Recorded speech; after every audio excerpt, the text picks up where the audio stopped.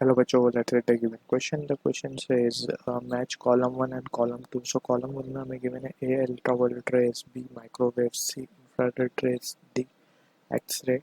Column 2 में P given है study crystal, Q given है greenhouse effect, R given है sterilizing surgical instrument, S given है radar system.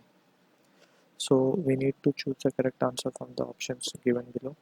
Option A given है A का R P S C Q D P, option B A Q B P C S D R, option D A R B Q C P D S, option D A Q B P C R D S. So to understand this question, यहाँ पे we need to understand about the concept of electromagnetic spectrum. So when we talk about electromagnetic spectrum, so यहाँ पे we have defined the electromagnetic regions as per the wavelength and frequency. तो सबसे पहला reason हम पढ़ते हैं radio waves, then come microwave, then come infrared rays, then come visible light या visible region, then comes UV rays, उसके बाद आता है X-ray, and finally we have gamma rays.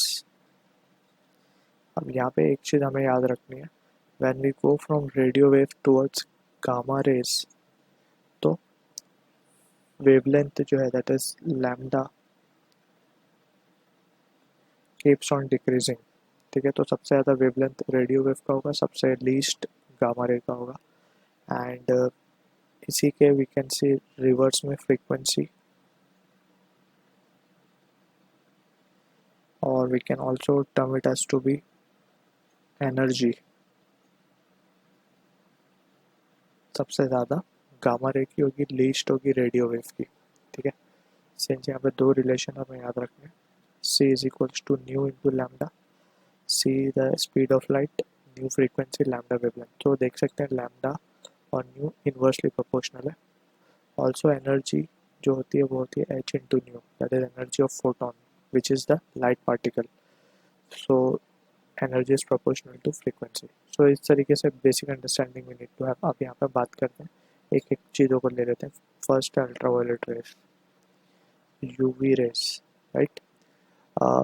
Most of the जगह पे हमने ऑब्जर्व किया होगा, लाइक अगर हम डेंटिस्ट के वहाँ पे जाते हैं तो उनके जो इंस्ट्रूमेंट रखे होते हैं वो एक ब्लू कलर की लाइट के अंदर रखे होते हैं, राइट. सो वो ब्लू कलर की लाइट क्या होती है, basically it is UV rays, ultraviolet rays होती है. अभी अल्ट्रावायलेट रेज करता है क्या, ये एक डिसइंफेक्टेंट की तरह काम करता है.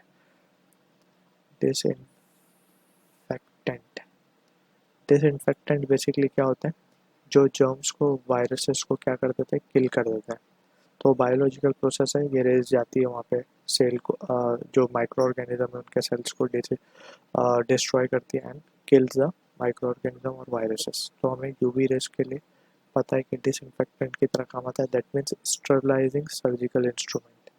ठीक है ना. तो कॉमनली हमने इनको डेंटिस्ट के वहाँ पर हमने ऑब्जर्व कर सकते हैं, उनके इंस्ट्रूमेंट रखे हुए होते हैं इस तरीके से. तो हम यहाँ से देख सकते हैं कि ए जो है हमारा मैच होगा to sterilise the surgical instrument, R से. फर्दर चलते हैं माइक्रोवेव की तरफ. माइक्रोवेव जैसे हमने देखा, डिस्कस किया, माइक्रोवेव जो है उनके पास वेवलेंथ रेडियो वेव से कम होती है, लेकिन इनकी वेवलेंथ ज़्यादा होती है बाकी compare to the other regions. अब माइक्रोवेव क्या करते हैं, माइक्रोवेव बेसिकली ये कम्युनिकेशन में काम आता है. कम्युनिकेशन, टेलीफोन, डिश टीवी वगैरह ये सब माइक्रोवेव्स यूज़ करते हैं फॉर द कम्युनिकेशन पर्पस. अब कम्युनिकेशन में बहुत सी चीज़ें आ जाती हैं. एक आता है रेडार भी आता है, that is radio active, sorry that is radio detection and ranging. ठीक है ना. तो कम्युनिकेशन पर्पस के लिए भी माइक्रोवेव हम यूज़ करते हैं. तो यहाँ पे वी कैन सी के बी जो है वो मैच होगा हमारा एस के साथ. बेसिकली हम एक तरीके से इलेक्ट्रोमैग्नेटिक स्पेक्ट्रम के यूजेस यहाँ पे डिफाइन कर रहे हैं.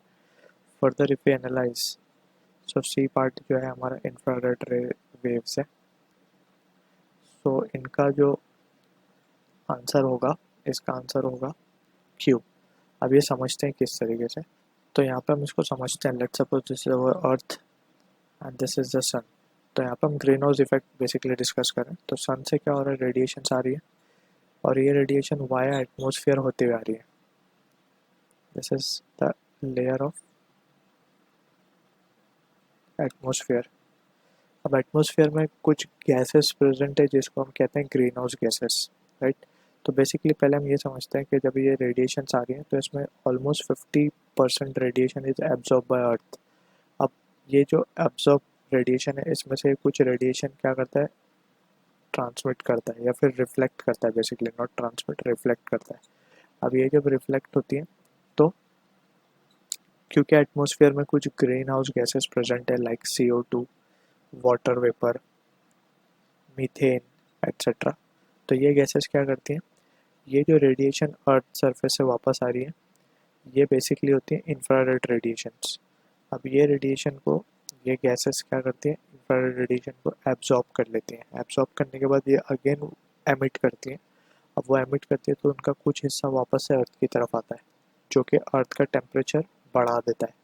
क्यों, क्योंकि सन से ऑलरेडी तो रेडिएशन आ ही रही है, अब फर्दर ये गैसेस भी वो रेडिएशन एमिट कर रही हैं towards earth surface. So meaning is that we can say कि अर्थ का टेम्परेचर बढ़ जाता है। So that is what we can say infrared radiation are responsible we can say for greenhouse effect. ठीक है, तो सी जो है क्यू से मैच हो रहा है। बचा एक्सरे।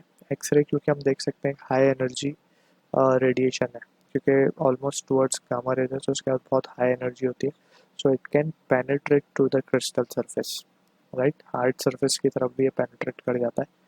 एंड हमने देखा होगा, हमने एक्सरेज जो हम देखते हैं तो उसमें रेडिएशन हमारी बॉडी में जाती है and we get the film of the hard tissue जैसे कि बोन वगैरह, ठीक है ना।